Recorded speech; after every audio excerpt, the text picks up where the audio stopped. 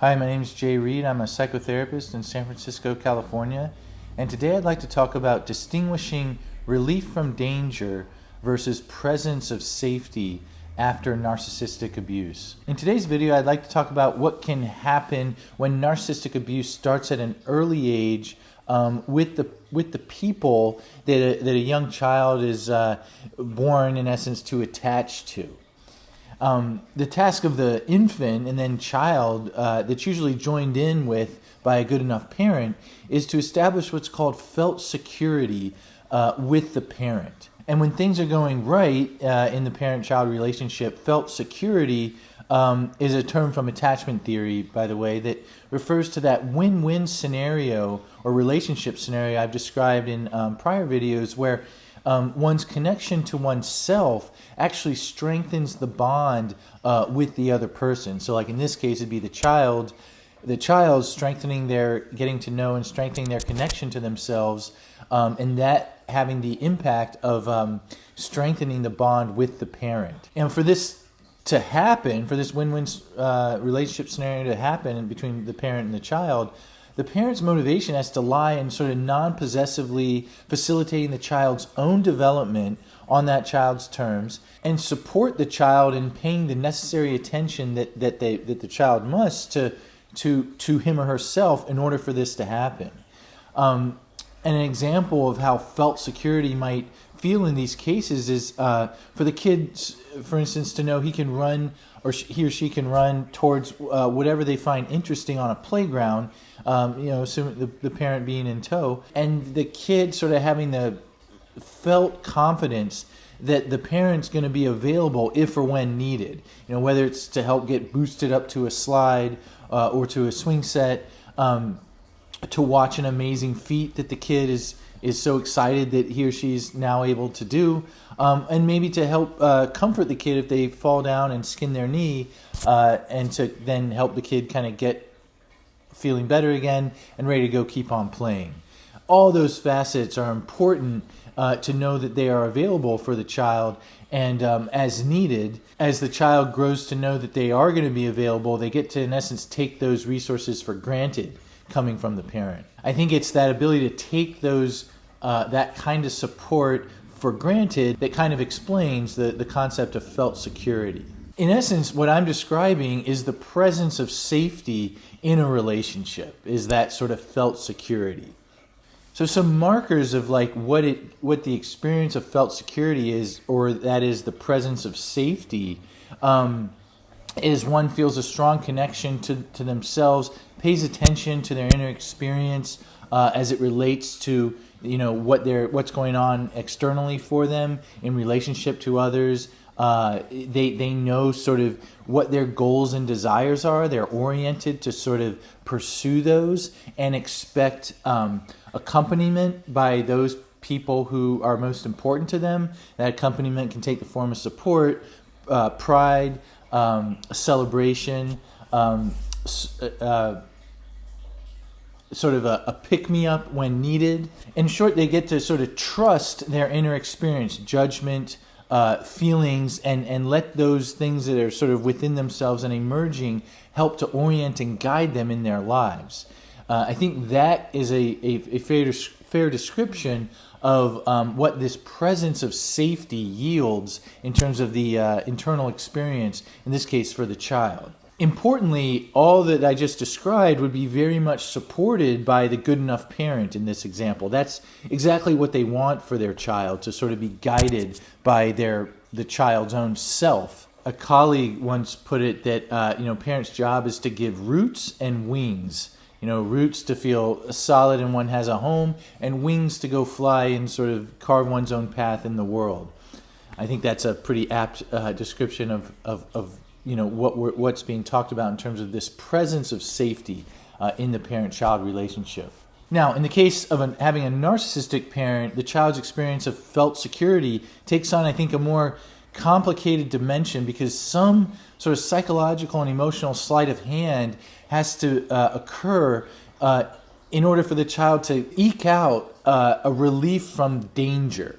And that relief from the danger could be mistaken for felt security in the relationship with the narcissistic parent. And I want to talk a little bit about that. I think that the two main threats that researchers in attachment trauma will talk about are abandonment, and that can be actual in terms of like a parent leaving, but it can also happen kind of like when in proximity to the parent. If a parent is psychologically blind to the child's inner world, that constitutes abandonment just as much.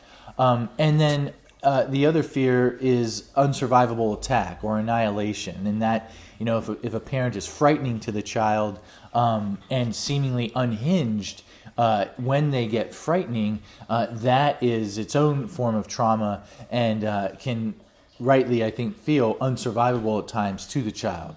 And so when these threats of either abandonment or annihilation are in play, by the narcissistic parent towards the child, then the child cannot enjoy that win-win relationship of attending to themselves and knowing that's going to sort of add to the bond with this narcissistic parent. Instead, they need to start paying more attention to the parent than themselves to have any sort of hope for an attachment to that parent. And so now the child absolutely cannot take that parent's presence and availability for granted. So they now face this terrible prospect of being small and dependent in this big sort of scary world and not having the kind of felt secure relationship with an adult who's looking out for them.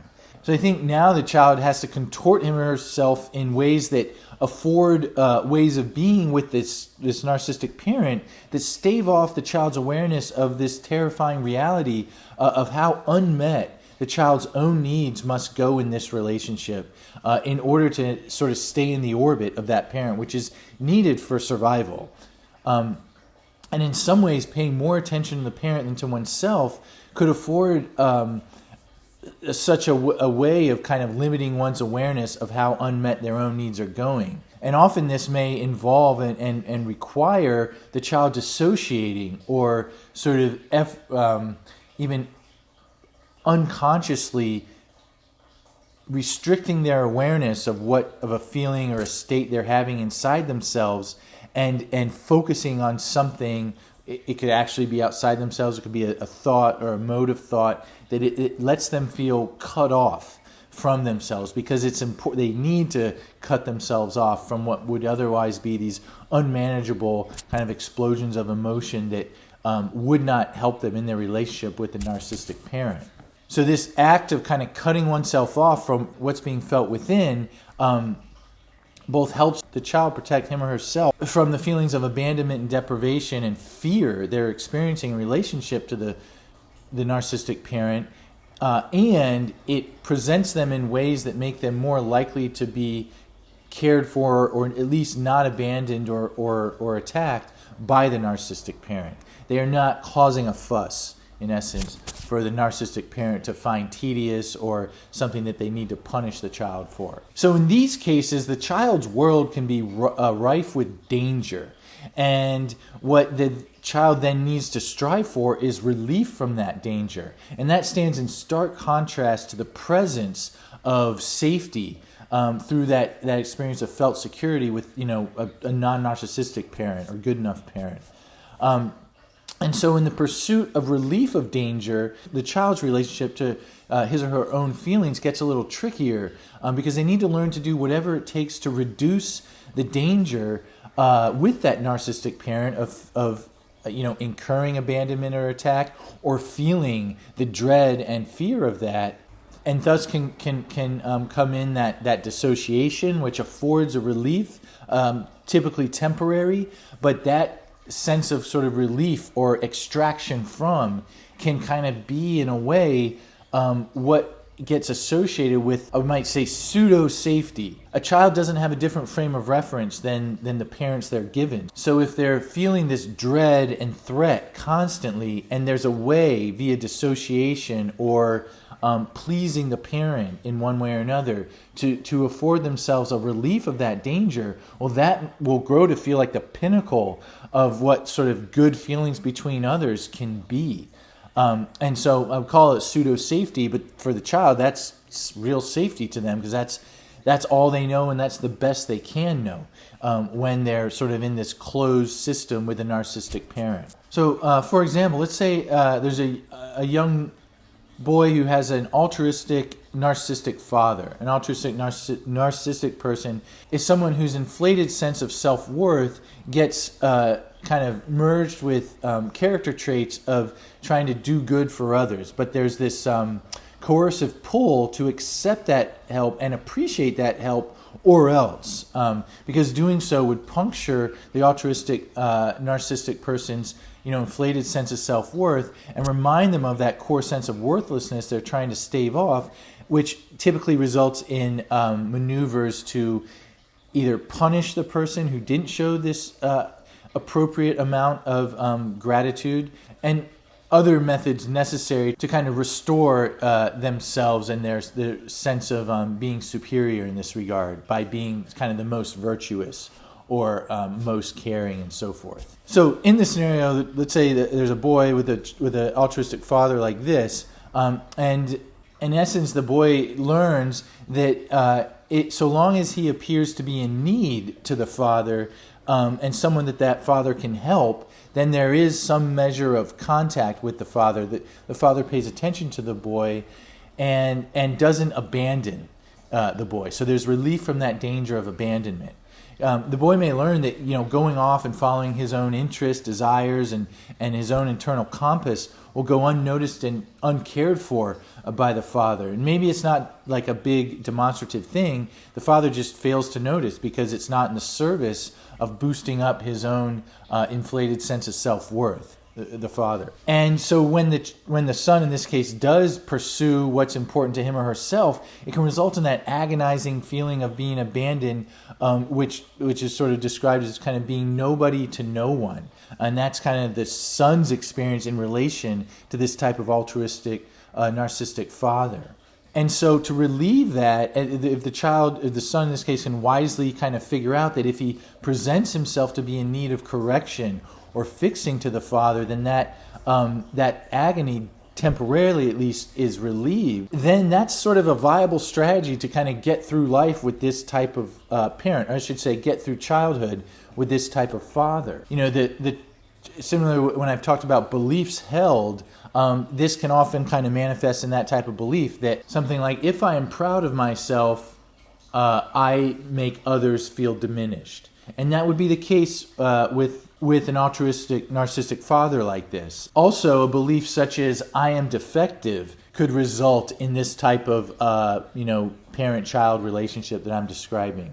In essence, the son in this example has to sort of identify himself as being in disrepair and kind of think of himself in this manner in order to stave off the terrible feelings of emotional, in this case, abandonment, that would result if the boy is paying more attention to himself and valuing himself for his attributes, because the father has no use for the son when he's kind of in that mode. The father only has use for the son in this case when the father can correct him, show him the error in his ways, help him, as it were, fix him. And let's say as this boy develops, and his mental faculties grow, physical stature and abilities grow, then to maintain this stance of being in disrepair means finding ways to pollute all of these kind of growing competencies that the boy is experiencing. And by pollute, I mean doubting, questioning to himself how good sort of he really is. And doing so keeps the parent, or the father in this case, able to keep kind of correcting him and avoids the kind of danger of that neglect and abandonment that he's felt in relation to the father, but of course comes at great expense to the son's own developmental progress. Because he cannot kind of come to know himself as he actually is, developing into the world. And in this case, the absence of danger, in this case of the abandonment from this altruistic narcissistic father, comes at the cost of the son, in this case, getting to be who he really is in the world.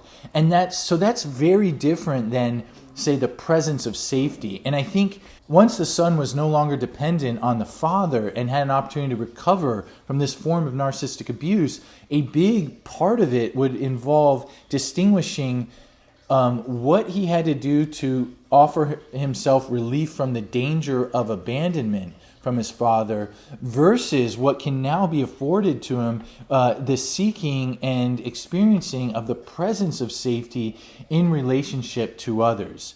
And in essence, get to know and experience that the game has changed. He's no longer and never will again be in the position of dependency he was on his very self-absorbed father, and can now seek on a much more equal footing basis relationships with, again, safe other people, where, that win-win relationship scenario does get to be experienced. And so in this example, for the surviving son here, the inclination to present himself in disrepair to others would need to be identified, challenged, in the context of a safe relationship, whether in therapy or with trusted other safe people, to know that that was a strategy needed to be employed to avoid a very grave danger, but is no longer necessary.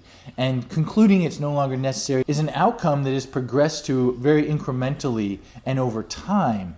But as that happens, the survivor gets to know that the strategies needed to avoid danger in the past no longer apply in a world in relationships where presence of safety is available. In this world, things and experiences are given; they're not earned.